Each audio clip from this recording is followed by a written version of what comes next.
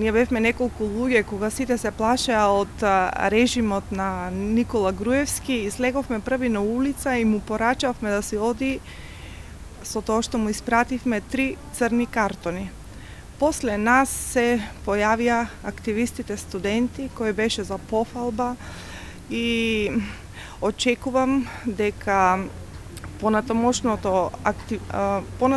активизам на многу наши млади ќе започне тогаш кога ќе се почитува и цени нивниот труд во нашата држава.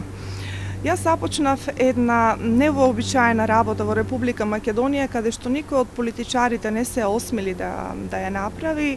Како граѓански активист за човекови права, побаравме амнистија со тоа што никој од пратениците не се осмели да ни ја олесни работата со пријавувањето на еден пратеник за предлог закон за амнестирање на многу неправедно осудени лица во затворите. Успеав за 3 дена да соберам над 11.000 потписи. Успеав со протести да заработам казна од 1710 евра.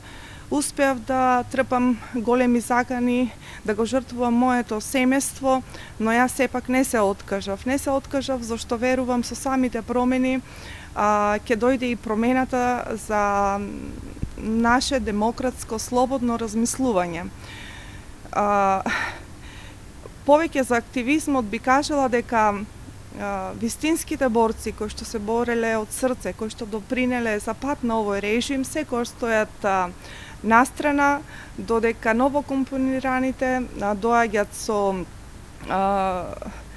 со една замисла и со точно утврдена цел и задача на какви работни места да се позиционират. Исто би кажала дека ни една жена и ни еден активист не би поценила, но ние сите знаеме колку сме можеле, значи нашата борба била самофинансирана,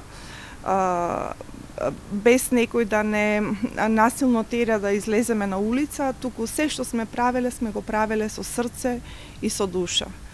Да живееме во демократско општество, да живеат и нашите деца, да ги учиме дека само преку образованието може да се постигне успех, а не преку партиските додворувања.